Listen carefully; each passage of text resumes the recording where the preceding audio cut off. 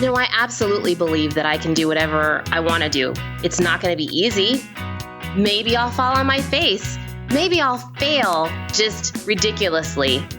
But if I don't try, then that's kind of, I don't want to say sad, but I want to try. This is Running for Real, the podcast for runners who know that for every runner's high, there are just as many lows. All those just missed PRs, easy runs that feel hard, injury blues, and more. Each week, we'll talk to running, health, and wellness experts about their highs, lows, and best advice to build our confidence. Running for Real is about being honest, being brave, and most of all, not feeling alone.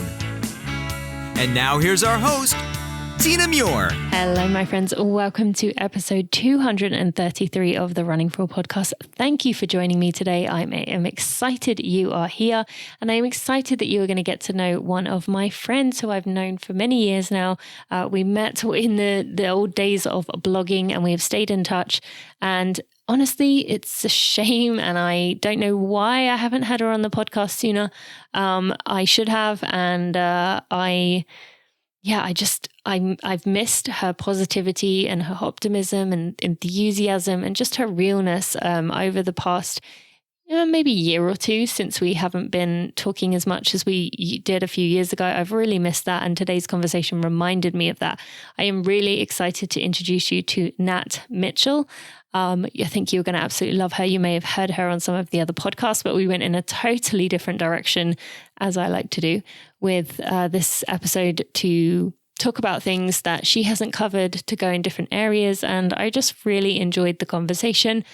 I think you are going to really enjoy getting to know her. If you haven't checked out her website, natrunsfar.com, you definitely should. But I'm going to take a moment to thank our sponsors, and we'll be right to this episode with Natalie Mitchell.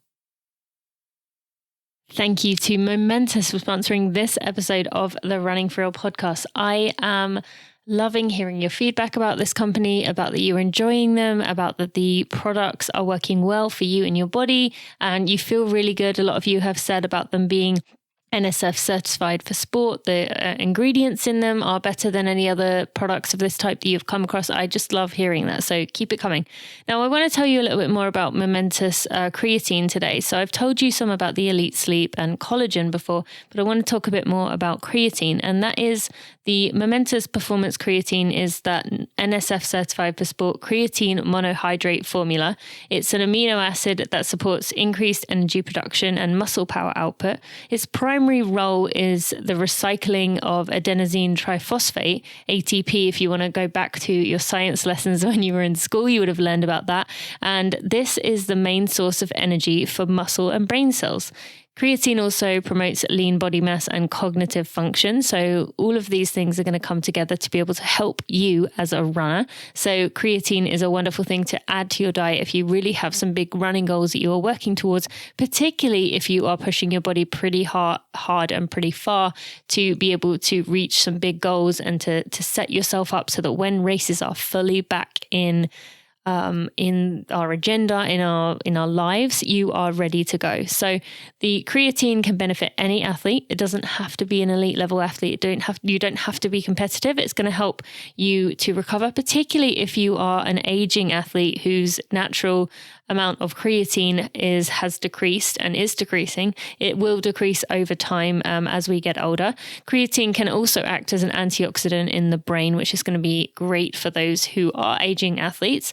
You can get 20% off your order by going to livemomentous.com. That's livemomentous.com and using code TINA. That will give you 20% off at your checkout. You can also you check out the elite sleep that I've talked about here on the podcast before if you are struggling with insomnia, and the collagen peptides, which I have mentioned in the past. You can go check those out and use code TINA for 20% off at livemomentous.com.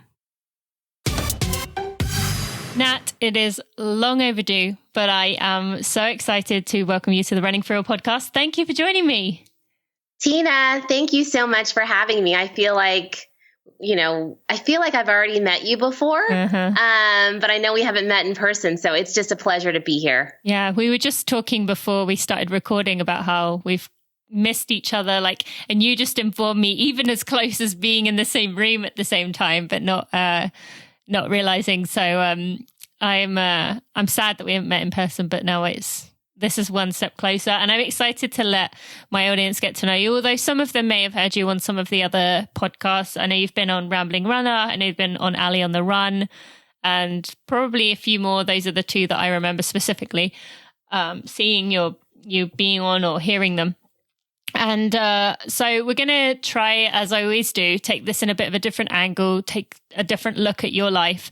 But starting off, mother of three, and you always, everywhere I looked when I was doing some more research beyond what I already knew about you, you always say, I'm married to my best friend. Now, I love that, firstly, but you don't hear that very often. Most, like even myself, I think I would say, if someone said, who are you? I'd say, I'm a mother, I'm a wife, I'm a blah, blah, blah, blah, blah.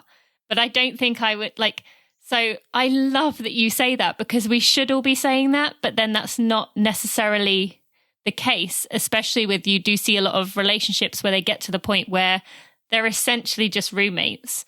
So tell us, why is that so important to you that you want to mention that as part of who you are?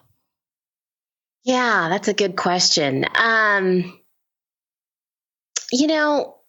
Relationships are this beautiful, intricate part of our lives, and they're wonderful to have. And marriage is just the most intimate relationship you can have with someone, and it's not always perfect.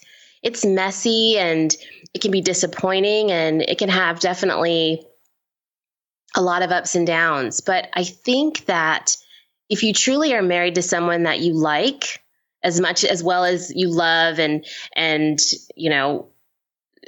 just want to be around and have this affection for, and feel super attracted to, and all of those things that are really important in a marriage. But like, if you really, at your core, if you really like the person, and you really feel like, above all else, this person is my friend, I think that can have such a profound impact on your marriage, especially when you've been married for a long time and you've got all these things going on, and you've got children and responsibilities. And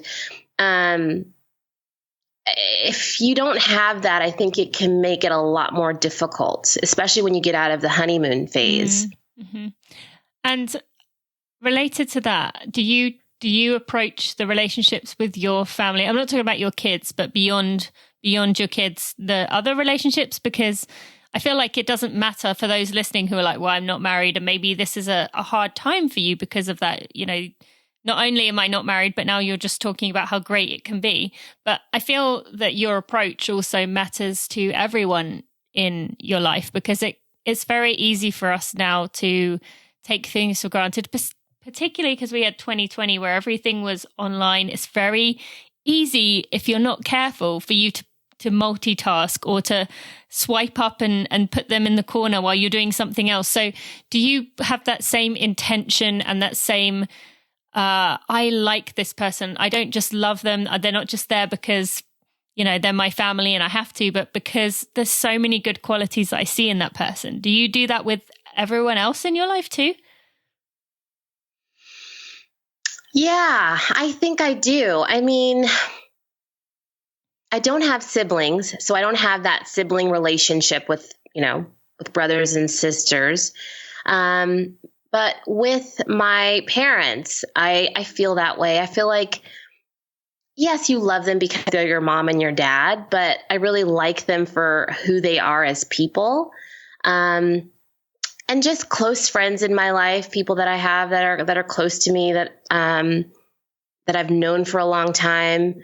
I just feel like over a long period of time, you really start to peel back the layers of people, and you really start to get to know them and what makes them tick and what makes them happy, and really what's behind the smile, and I'm so great. There's so much more to a person than that. And I think relationships are so important when you can really dig deep and go deep within someone's heart and just really figure out who they are. They can figure out who you are. And that matters so much. Like I was saying, when you have long-term relationships, and things are gonna not be perfect all the time. I mean, nothing is perfect. You're gonna have some really hard times, but like how do you get through those times? Well, by knowing at the core, you really like that person. You like their personality. You like what they're about. And that can help you, I think, and help the relationships get through turbulent periods, frankly. Mm-hmm. For sure. And it's, what you're saying there is basically that premise that, I hear when I'm doing my meditation for meditation teachers, it's all about accepting people for who they are. It's liking everything about them, not just the things that you like, and then, well, I'll try and change that, and then I'll like you. And it's not as easy to do as it seems, but I just love that that's always come across from you, that you truly see through to the heart of people, and you just approach relationships, no matter who it is, with this appreciation of who people are. And I've always loved that about you, Nat. So that's why I wanted to start with that, to let people get to see that within you, because it's always something I've seen as so special. And we've probably known each the 5 years, maybe a little bit more, a little bit less, somewhere around 5 or 6. Yeah. So it's something I've got to see progress through you, and through me, I've been able to open up my perspective enough to appreciate it more and more as time's gone by. So you mentioned about your mum there, or your parents, and your relationship with them. Now, your mum being a model when before she had you, and deciding to give it up to have you, because she was in that world and was a part of that modeling world, which we've heard about on this show, can be quite harsh and quite aesthetic and very focused on the way you look and your weight and your body. Did she ever wrestle with any of that, having you as a girl, like wanting to keep you away from that culture and that viewpoint of like, you need to look a certain way? Yeah, that's a good question. So, she actually continued her modeling career once I was born. Okay. She just didn't take it to like the big international level. So she kept it more domestic and more just traveling either locally or within the United States once I was born. And she had a big opportunity to go abroad, but she gave it up to have, because she wanted to really be home with me and be a mom to me and be a big presence in my life. And I really appreciate that. But yeah, it was an interesting time. I mean, I feel like it is hard. I think that's a hard world to be in, modeling, because it is so much focused purely on how you look. I mean, it's not about what you're saying or what you're feeling. It's purely about how you look. And I think if you want to be good at your job, you have to be ready to look good. And she was always so wonderful about not pushing that off on me. I mean, I think it was definitely, that whole world was there for me. And I did some modeling as a kid and print ads and some, runway shows and just different things like that she supported me and was kind of like, well, if this is something that you want to pursue, I can certainly guide you through it and help you. And it wasn't something that I wanted to do. I didn't want to focus on a career that was just about how I looked. Yeah. There was just so many other things that I wanted from my life, even though I respected her career and she had a wonderful career and I learned a lot from the business side of it and all of that. But going back to what you're saying, no, she never influenced me in that way as far as me having to think about how I looked physically. She really tried to shield me from that kind of scrutiny. And I appreciate that, because I think it's tough for young girls. And I have 2 little girls of my own, and it's really hard to think about body image and kind of like what our society puts on women and the girls to look a certain way. And so you really have to be cognizant that you're not exposing your kids to that. For sure. Yeah. This is something I think about all the time. And that's why ask that, having her been very much thrown into that world of, every little critique of her body, but her physical, that's where you get into dangerous territory. But then that was also prior to the time we're in now, where there was social media to give you instant feedback and to, really snowball the effects. So that's why I wanted to ask about it. And thank you for sharing that. And then your father was a runner. And if I read it correctly, he used to run 14 miles to work. Is that right? And what was the reason for that? There was no reason. I mean, there was no sane reason for that. I mean, it's funny. I think if you would ask him that now, he would not say to you, yes, I was a runner. I think he was just kind of like, yeah. I don't think it's interesting though, because I mean, now in today's society, we would definitely say you are a runner. Yeah. As soon as you walk out the door and you start running, you're a runner. But I think, I think we've read so much about this, but like then it was kind of like you had to have this defined, like you had to be racing races or you had to be doing things a certain way, you know what I mean, to be considered a runner. So I don't think he would necessarily, I think he would be like, yeah, I like to run and I did it because it made me feel good. And, he smoked for a while when I was really little. And I remember saying to him one day, I was like, Dad, smoking isn't good for you. And I think you would have such a healthier outlook on your life if you would quit. So would you quit for me? And, that's hard to say. Yeah. It's hard to say that to someone when they're a smoker. Yeah. But one day he was like, he came to the conclusion that he should quit. And he literally did it cold turkey. Oh. He didn't, have any kind of like help or aids to help him. He just took the cigarettes and threw them in the trash and was like, I'm done. And so running was a way, I think, for him to like get his mind off of it as well. And just say, I'm going to really recommit to my health. He did. He ran all those miles and a few times a week back and forth to work. And I was always, I was fascinated by that. Like, kind of like, why would anybody do that? And especially at that age, you probably would have seen like, it was like 14 miles. So it was 7 each way, right?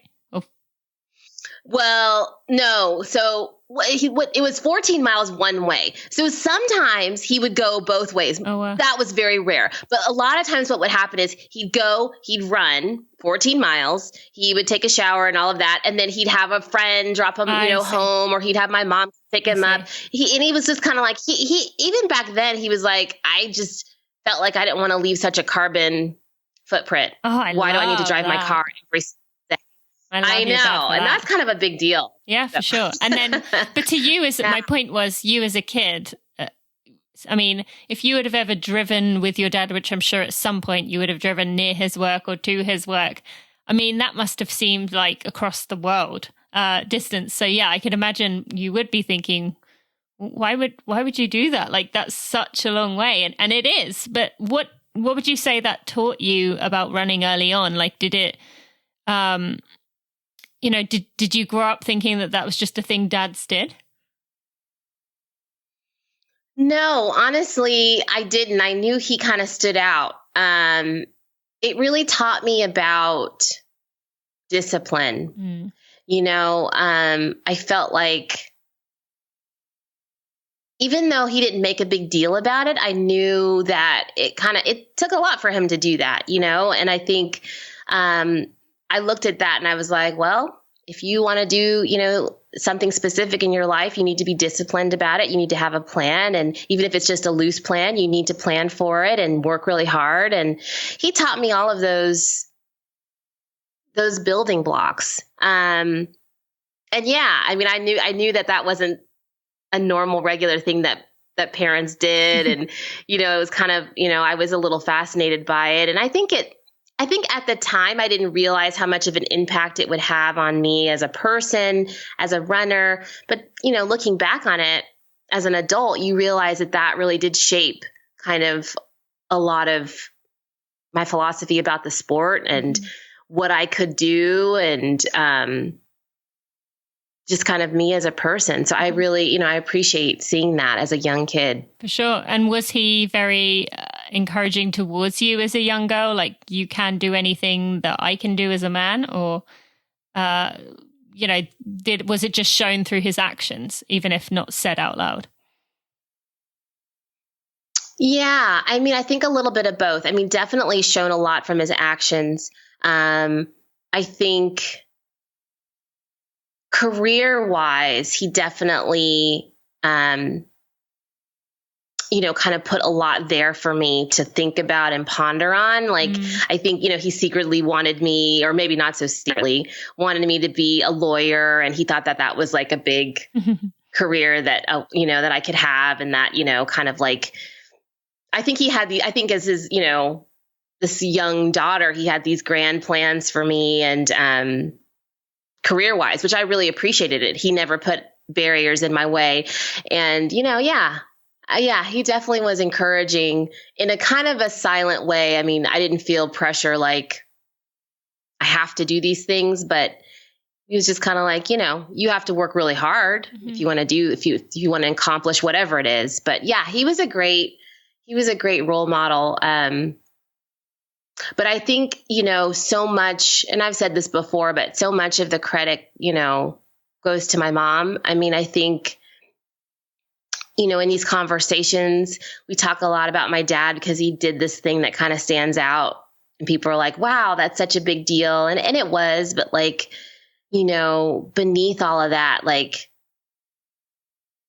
I wouldn't be where I am if it wasn't like for my mom's support and for her kind of like modeling literally and, figuratively what it's like to like do whatever you want to do in life and really have the drive to get things done. I really got a lot of that from her. So yeah, it's important for me to say that. No, thank you for doing so. And I mean, hearing you say that makes me think, am I just falling into the trap of what we have been raised to do, which is, celebrate what men have done. Like, look at the role men played when, like you said, a lot of the time the mothers are in the background actually doing a lot of the like boosting and a lot of the support because it's not so visible, it's forgotten. And that kind of makes me sad that I kind of contributed to that by those questions I was just asking you. So thank you for bringing that up, because I do want to keep learning and growing. And that is something that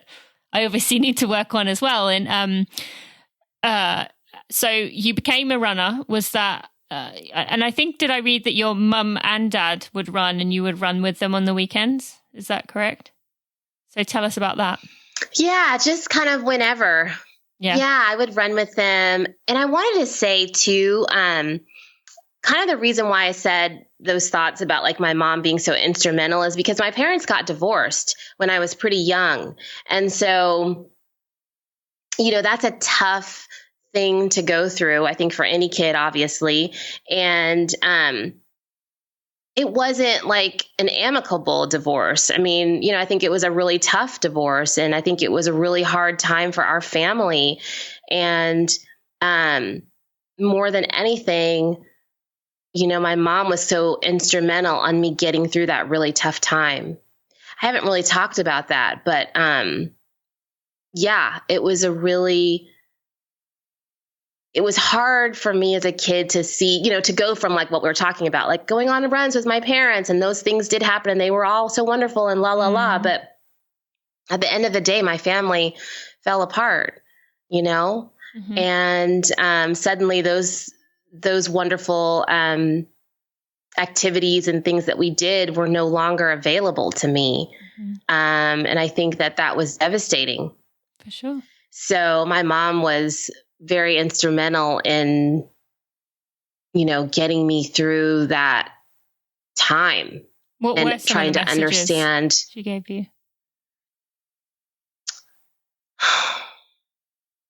I think, that like, even though our family is not going to be the same anymore, that doesn't mean that we can't have a good life. It doesn't mean that you're not going to be successful in your own life, not necessarily career-wise, but in your own family life, whatever you decide to do, if you get married or not, that doesn't mean that you're not going to be successful in that. She taught me about finding joy, but not just the superficial joy sometimes that we talk about, like, oh yeah, I'm so joyful, but really looking deep within and finding your own joy, which can be very difficult, I think, at times. I think we go through things in our life and we're just kind of like, we feel broken and we feel like, I don't know quite how to get through this. And I don't know how I'm going to repair my soul and my spirit from this. And so she taught me that you really, first of all, you have to be patient with yourself. You're not going to just wake up one day and be happy from a tragic situation, which was in this case, my family not being together anymore. And that you have to be resilient and strong and you have to give it time. So I learned all that from her.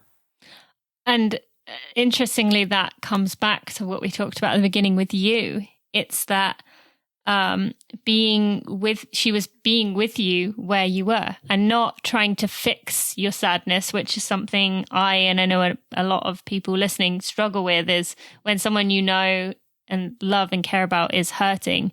You're like, let me take all that pain. I'll find a way to make you happy. Like, why not try this? Why not try that? And we all know that when sometimes you don't want someone to fix things, you just want them to, people say, that really sucks. And just be with you and love you for where you are and not say, oh, cheer up, things will be okay. But because you know that they will. And I'm sure a lot of people listening are really resonating with this, especially having just had this season where probably a lot of the cracks that started to form. I mean, I'm predicting, but I'd imagine a lot of the cracks that formed throughout this year within families have really split open in some ways. And this is a good lesson for us all to, not try and do stuff, but to just say, you will find a way through this. You are strong. As you said, you are resilient, but it is going to be hard for a while and it is tough, and that's okay. Anything else you'd want to add to that?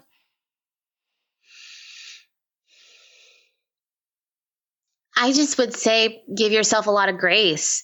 And I think inevitably in our life, we're going to go through something really hard.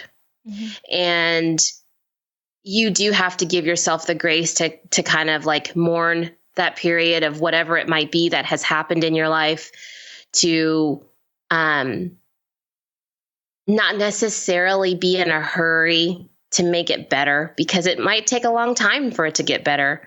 And I think there's no quick fix. Just like in running, there's no quick way to get fit. There's no quick way to achieve your goals. It takes a lot of time. And I think that's the way it is emotionally too. And especially, what we're going through right now. I think I was just talking to someone about this. We don't actually see very many people. I feel like, especially in California, we have such big big kind of like, there's always these lockdowns and different things going on where we live. But when I do see someone and I have my mask on and I'm talking to them, and I was saying to my friend the other day, I was like, I feel like people are kind of like, how are you doing? And everyone's like, I'm great, or I'm fine. And I'm like, but what if we're not fine? Because sometimes I'm not fine. Sometimes it's really tough, like this period of time, and like seeing the effect that it has on my kids, and like, kind of like the inner chaos sometimes, like it it's like, and that's the interesting thing about social media. It's like you see this picture and it looks like it's perfect or it's so pretty and everyone's smiling and it's so great. And, but beneath that, there's sometimes could be chaos and things going on. And I know for us, it hasn't been like, oh, this is so great. Like my kids are like going through sometimes a hard time, with not being with their friends and being at home all the time and Zooming and, and then me trying to balance, like, and I don't mean to go off into a rabbit hole of talking about that, but it's just an example of like that resiliency that we're talking about and being patient, because I think we all felt like with the lockdown and back in March, which was a world away ago, we felt like it was going to be something temporary. But then, 9, 10, 11 months later, we're, months later, we're still going through this. And we realize kind of like we have to like accept this new normal, which we're like, I don't know what this normal means. And like, I'm feeling like, socially, how is it affecting my children because they're not with their friends, like really on a deep level. It's really like kind of devastating to them. Mm-hmm. And I feel like the loss of this, school year as it's slowly evaporating and they're not getting, the things that they need socially and emotionally, and I feel like I'm juggling all of these things to make sure that they're adjusting. And as far as like they're on this screen all day, in Zoom, looking at a screen, learning. And then sometimes, and I know a lot of parents are going through this, they want to get off the screen and then get onto another screen and like watch a movie or play a video game. And I'm like, no, we are not doing that. We are going outside. Like we have to, and it's a struggle because then at the end of the day, I'm exhausted because I've been like helping and teaching and going over lessons and all of these things. And so anyway, I think it's all just a good example of like, for all of us right now, this is like, it's not an easy fix. It's something that we're going to have to like, be patient about and stay somewhat positive, which is tough sometimes. Thank you to Athletic Greens for sponsoring this episode of the Running for Real podcast. I have been telling you about Athletic Greens for a long time now. I am still a big fan of it, taking it every morning, first thing I do when I wake up. It is the ultimate daily all-in-one supplement with 75 vitamin, minerals, whole food source ingredients that work together to help the body absorb and synthesize these nutrients in a highly bioavailable form. I told you I have got my sister on it. I've got my parents on it. My husband takes it. I really am a big fan of this product. And for the people that I love the most, I want to make sure that they are being taken care of. And I really make sure that I am also taking it myself every single day. It is developed for athletes and performers, but it can be used by anyone, and it has been used by many of you, which you are enjoying, and I love to hear that. I put 1 scoop into 14 or 16 ounces of water, give it a shake. I usually use cold water from the fridge, but you can use it straight out the tap, and it's going to deliver to you adaptogens, antioxidants, probiotics, prebiotics, the superfood complex that helps support the body's nutritional needs across the critical areas of health. That's energy, immunity, digestion, and recovery. So some of the things that people mention to me that they notice with Athletic Greens is a boost of energy, mental clarity, supported their immunity, stimulated digestion, supported gut health, changes in skin, hair, nails, regulated energy throughout the day, needing less coffee, feeling like they could recover quicker to perform the next day. I mean, all kinds of benefits here, all kinds of testimonials that people give me, and I love to hear it. As I said, 75 vitamin, minerals, and whole food source ingredients that many of which are quite hard to find, let alone get into your diet. You're going to get the antioxidant equivalent of 12 servings of fruits and vegetables, and it is just a wonderful product to add to your routine. So the perfect diet doesn't exist. We know that, but this is really going to be essentially your insurance policy to make sure that your health is being taken care of. You can get yourself a 1-year free supply of vitamin D3, K2, plus some extra travel packs by going to athleticgreens.com/Tina. That's athleticgreens.com/Tina to get those extra free goodies and to go check it out. It's a struggle because at the end of the day, I'm exhausted because I've been like helping and teaching and going over lessons and all of these things. And so anyway, I think it's all just a good example of like, for all of us right now, this is like, it's not an easy fix. It's something that we're going to have to like, be patient about and stay somewhat positive, which is tough sometimes. Yeah, absolutely. Yeah, and going back to what you said about when being not fine sometimes, I actually had this conversation with Jonathan Levitt on his podcast about how I don't like when people say to me, "How are you?" I feel like gross when I just say, "I'm good," because I don't care who you are. There's no way you're good, period. End of sentence. Like, there's no way.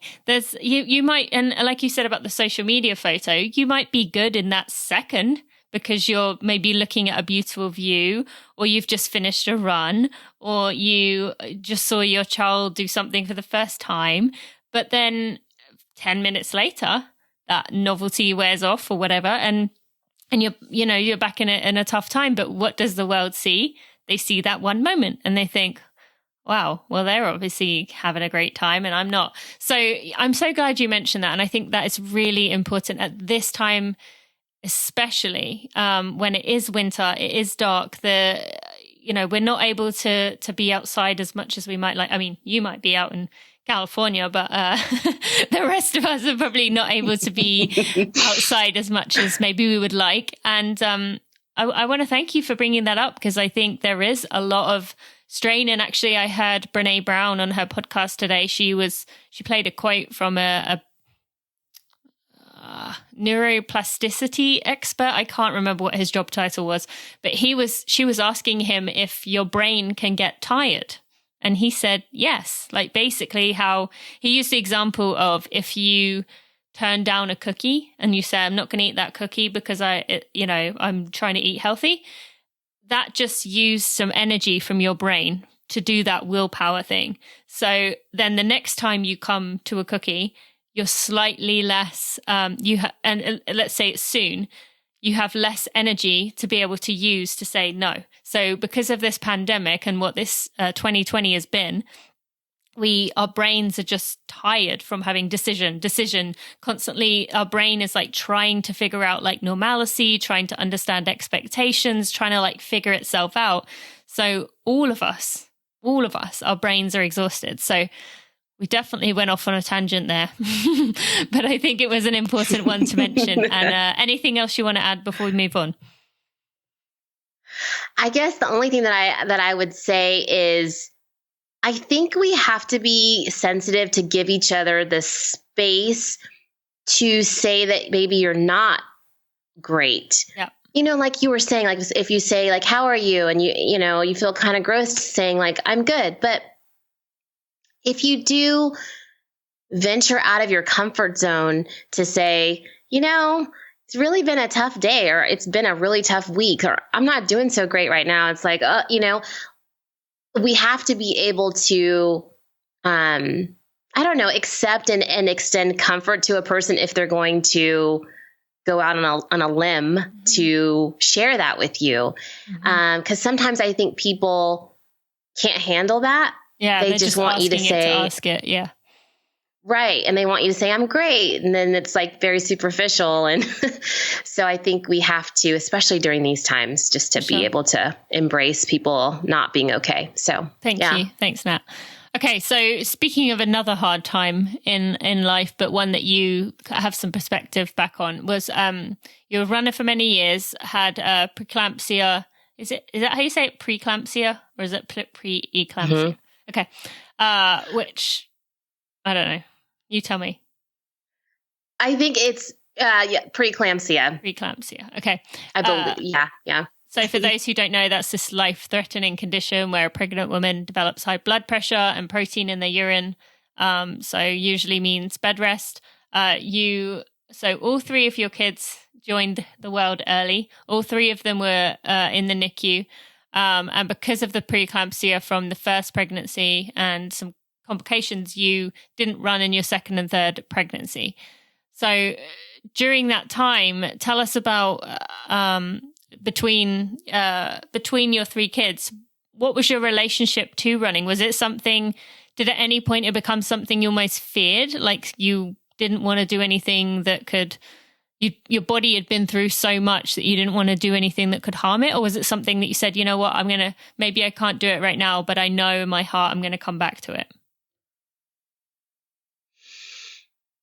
Yeah, there's many layers to that answer. As far as like the fear, so I remember with Josh, my first, so I started running with him in the beginning and then quickly realized that I couldn't do that because of the condition. And then I had him and I wanted to go back to running because I wanted to have I enjoyed him so much, and I spent, all my time with him, but I wanted a little something just to feel like my normal self a little bit again. And the wonderful thing is that I wasn't on social media. I didn't have any pressure or any of that. I just wanted to have that little bit of an outlet for me. And so I would do that. I would go on little runs, and I took a long time to kind of come back to it after I had him, but it felt so good to get out there. And I remember specifically signing up for CIM. And he would have been like 8 months old when the race happened. And I thought at the time, oh, I can totally do that. I'll be ready. I wasn't expecting anything heroic to happen, but I thought that'll be a great way to kind of enter back into running again. And I couldn't do it. I couldn't do it. I just was like, when it was time, the time started getting closer, I was like, I can't do this right now. I'm not ready. And I think a lot of times we as women, we don't talk about that. We just talk about, or we just see the images of these women coming back from pregnancy and running these amazing races and having these great experiences. And that wasn't the case for me. I was just like, I just don't feel emotionally ready. Mm-hmm. Probably I didn't feel physically ready, but I just remember what stood out is that I didn't feel emotionally ready. When did you realize that? So the race is in December. I mean, probably by September. Okay. So it's pretty early. I was like, I'm just going to pull out of this. And I'd already registered. I'd registered way in advance. And those are the days that now I don't do that. I probably register way too late because I know something could happen.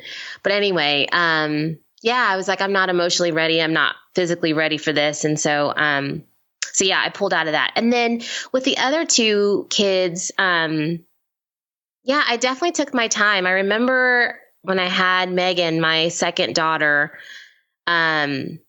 I remember jumping in a run with some friends, some new friends. I didn't know them very well. And I was just starting to come back to my running, and they had asked me to go on a run, and I didn't know what I could do. And I had been running alone, but I was like, I want the company. I want to be with these women. And I remember kind of putting a little bit of pressure on myself, which I can't believe now looking back on that I did that, that I wanted to make it seem like I was fine and that I could keep up with them. And I remember finishing the run and almost going to the bathroom on myself,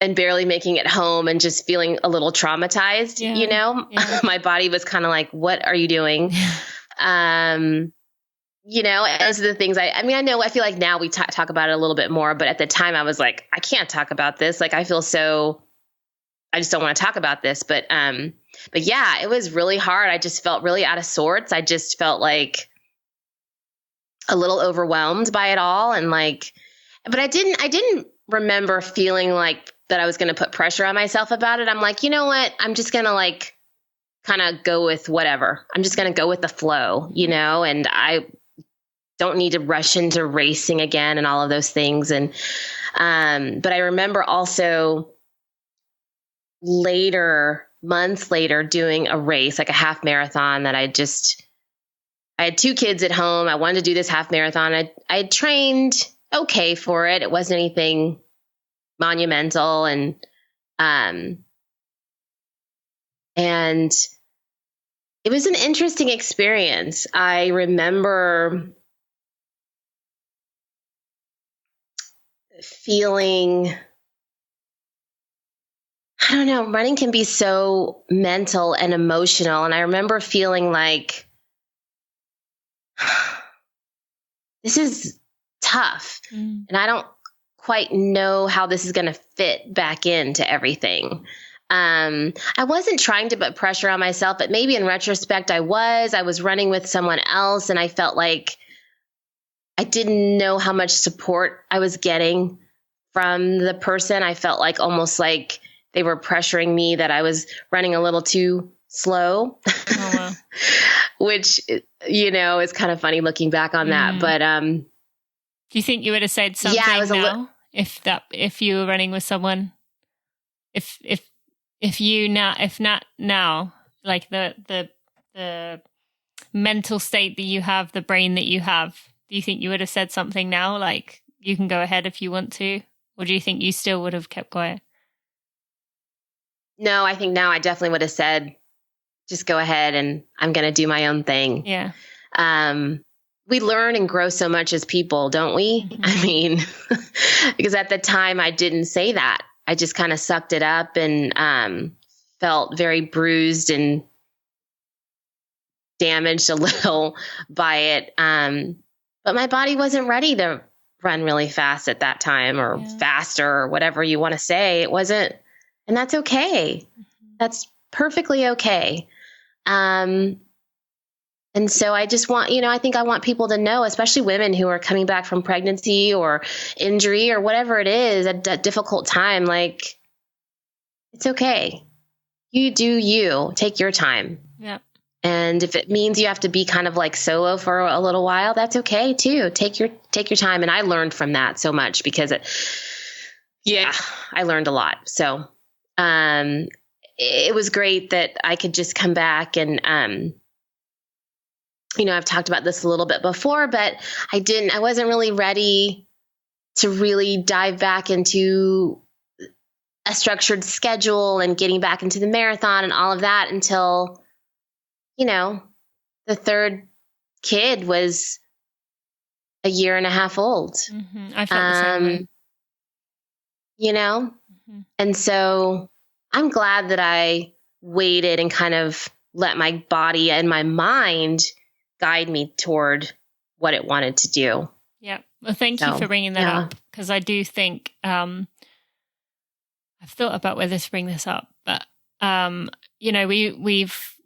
we found out about Alafine, who I absolutely adore, love her to death, being pregnant, and she's going to try and go for the Olympics. And I wish her all the best. I mean, I hope she can pull it off, but I do fear that the average woman is going to not look at maybe Alfine going to a pelvic floor therapist, working with a chiropractor a few times a week, getting massages, getting this special treatment, working with a dietitian, all these elements that she will have access to within her life, the average woman is not going to have. And I do fear that, and this is nothing against her. As I said, I really, really wish her the best, and I hope she does it.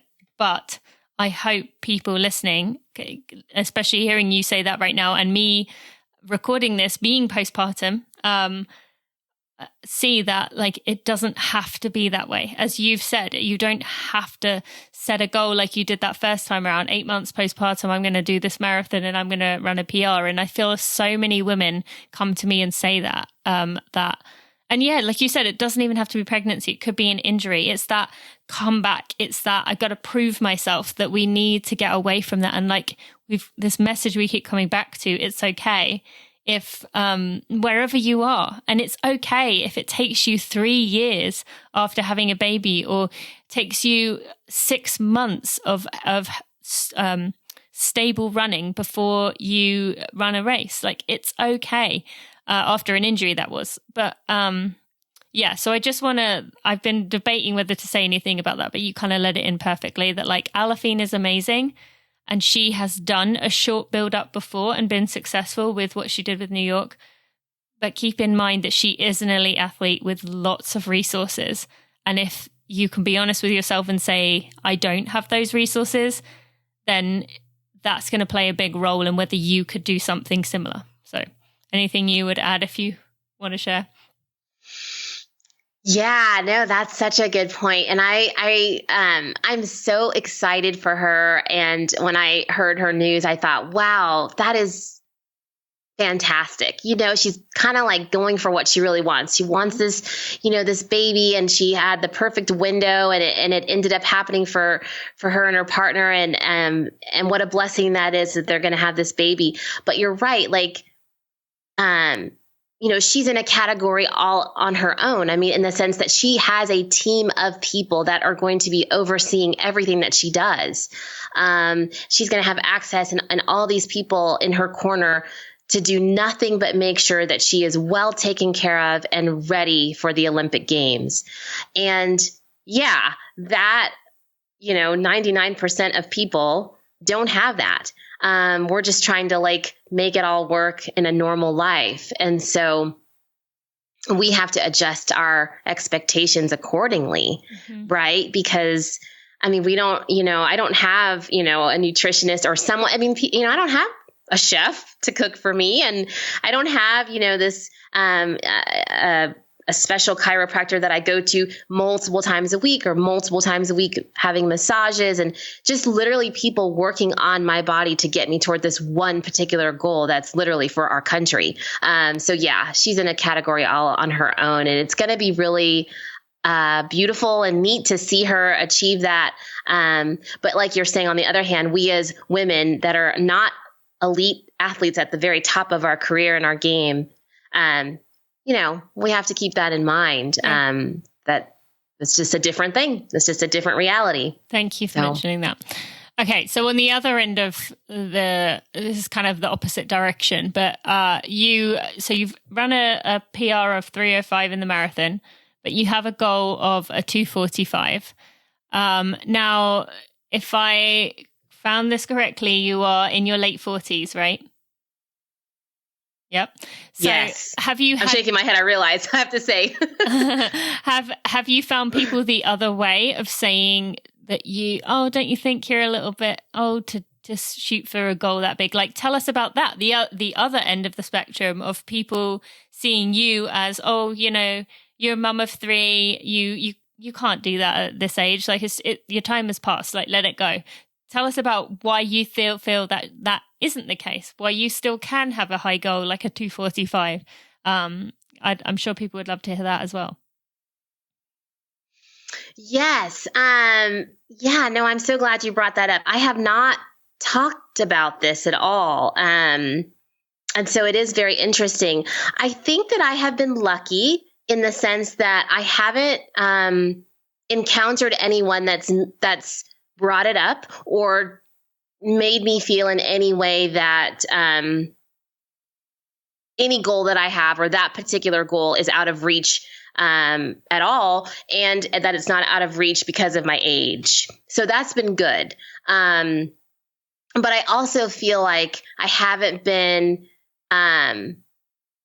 like talked about my age very much, not because I was hiding it. I mean, I just turned 48 years old, and it wasn't because I was hiding it or, whatever. I mean, anybody can see how old I am in any race results and all of that. So it wasn't that. It was just kind of like, I never thought to talk about it. I just thought, this is me. I'm doing, I'm running and it's important to me, and juggling motherhood and career and all that, all of those things. But yeah, no, luckily I haven't had anybody say it to me directly. That doesn't mean that they're not thinking it. I feel like that I've always been forthright with my coaches, in the sense that when I've chosen a coach or we've talked about my goals, that I've been pretty open and honest with them. Like, hey, if you don't feel like that you think that I can achieve this based on who I am, the age that I am, and where I am in my life, and you kind of think that this is not attainable for me, like, just let me know up front so we're on the same page. And because I need someone in my corner that's truly going to believe in me, like that's going to be real with me, and that is not going to blow smoke. You know what I'm saying? And so I've been really lucky in the sense that I've been able to work with people that, they don't bring it up.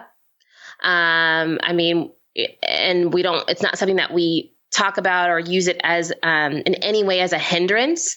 And so honestly, I've never felt like I look in the mirror and say, you are this age, you're not going to be able to achieve this goal. Now, I mean, look, I am a realist. I realize that I am not 21 years old, and I realize that I don't have the freedom of, someone who is has nothing to do but solely focus on their running, and that doesn't have any other responsibilities. And so, there's tons of women out there. We all are in the same boat, and we're all focusing on all those things. But yeah, no, I absolutely believe that I can do whatever I want to do. in the marathon specifically. It's not going to be easy. Maybe I'll fall on my face. Maybe I'll fail just ridiculously. But if I don't try, then that's kind of, I don't want to say sad, but like, I want to try. I really want to try. And I think more than that, I think you have to really believe in yourself. Because if you, at the end of the day, if you don't really believe you can do it, then there's no point of even going down that road. For sure. But like I said, I've been lucky in the sense that like I've had support. I've had people that never look at me sideways or never put any sort of doubt, about my abilities. So that's been a good thing. Yeah, you seem to have been very fortunate with your coaches, and that does make a big difference. And related to this goal, another thing I was wondering about, one thing I see quite often is women, but usually women, but sometimes men too, around the level that you are, which is, around that 3-hour mark in the marathon. It's easy to lose sight of how good that actually is for the average person, because someone like you is looking ahead to that next window, which is around that 2:45. So how do you keep yourself grounded and appreciative of, wow, 3:05 is actually really damn fast?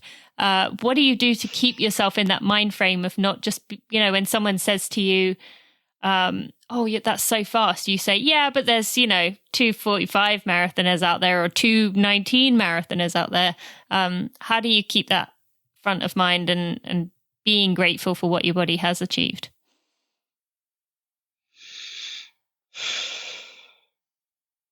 I'm taking a minute.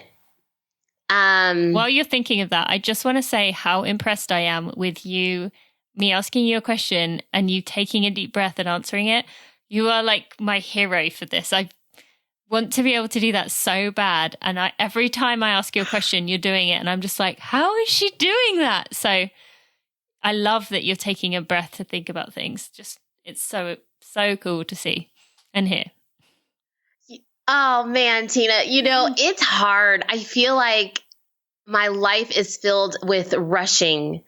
And it's funny because today, for the first time in I don't know how many months, there is nobody in my house right now. My kids are all 3 at school. They have not all 3 been at school in I think since the pandemic happened. So I'm literally sitting here and I'm like in this Zen mode. I'm talking to you and you are so calm, and I'm just going to take my time. And I'm like, let's just, it's all good. I'm all for it. Now, do you remember the question I asked you as I distracted you there? Oh, yes. About the time and about that being fast and appreciative of that. That's, I think, where Gerald kind of comes in a little bit, because there are times when I get down on myself. This race that I ran, a 3:05, it was a difficult race. I had some severe GI issues where it wasn't pretty. I mean, it was pretty severe, and that really affected the last part of my race, the last, 4 or 5 miles. And I just saw the time evaporating and I was pissed off about it. And I had worked really hard to run under 3 hours, and I was capable of doing it, but my body just rebelled. And so it was that moment of like trying to keep it together and finishing the race and being proud of what I've done. And I was upset about it. I was trying not to be ungrateful or whining or complaining, you know what I mean? And all of those things. But I was like, I can't, this is unfortunate that this happened. And, he was kind of like, look at all that you did achieve. Like, you achieved this, big PR. And, if you really sit down and look at it, you were running fast, and look how you held it together, even when you were like, your body was, revolting, and you didn't stop and you didn't quit. Like, you kept going. So let's look at all these positive things that you've done. And you get another shot to do it again, and you get another training cycle at some point, and you get an opportunity for your body to do it again. And how great is that? And I think it's neat to have someone there, no matter who it is, but someone there that's in your corner to kind of like slap you in the face a little bit and say, hey, look at this. Look what you are doing. And then you have time to marinate on it later, and you think, okay, yeah, you're right. Like, I'm still kind of upset about it, but there's all these wonderful things that you're right, that did happen. So yeah. I mean, the marathon is very difficult. There's a lot of things that can happen out there on the road that you don't expect. And I think it's kind of like, how do you deal with that when you're in the moment, and and that's where I think so much of the mental portion of it comes in. That's so much more important beyond the physical part of preparing for it. I mean, you know that, Tina. I mean, you're a pro at that. Like, I see you, and when you were in the height of running so fast and talking so much about the mental part of it. And I just remember listening to you and thinking, yeah, I want to just take everything that you're saying and put it in my pocket. So thank you for being such an amazing role model for all of us. Well, thank you. That's really sweet. You didn't have to say that. And likewise, I know many, many people feel the same way about you, myself included. So thank you. Okay, I want to take the final few minutes to talk about your podcast, which you have launched with your husband, Gerald, Sweet Run. And just for the listeners, who are thinking another running podcast, this one is different, and Nat will explain why in a minute. But beyond that, I think you have the best. I don't think anyone with a running podcast has ever hit it out of the park in their first few episodes as you have, with Ryan Hall being your number 1 guest and Dina Castor being your number 4. And I know Sarah Canny was one as well. And you've had Kim Clark as well. I can't remember who the other person was, but I mean, to have Dina and Ryan, that is just amazing. But tell the listeners, because it's got to be something special here for those two to agree. Tell the listeners, what is the Sweet Run podcast?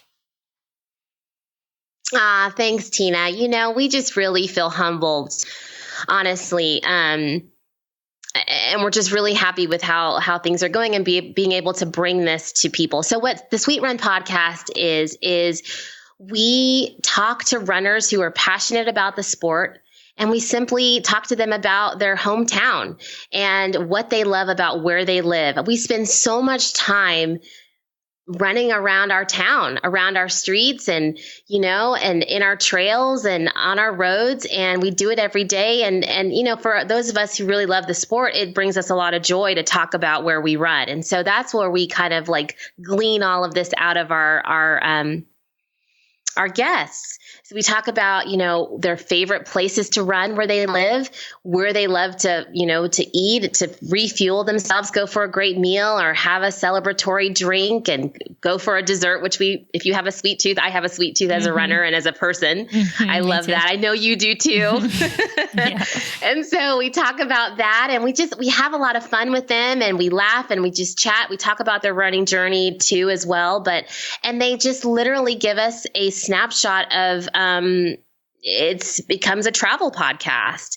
So if you come to their town, what are all the wonderful things to do? What's a great place that you have to see when you come to their town? And I mean, Sarah Canny was on, she was our number 2 guest, and she gave us some beautiful trails and places to go, and great little quaint coffee shops and places. And Ryan was so amazing to come on and told us all about Flagstaff, and Dina, of course, about Mammoth. And I mean, Dina everyone has been fantastic to just really, you can tell, and we so appreciate this, that everyone has taken a lot of time to think about the places that they truly love, and kind of give us some really intimate details, and honestly makes you want to visit.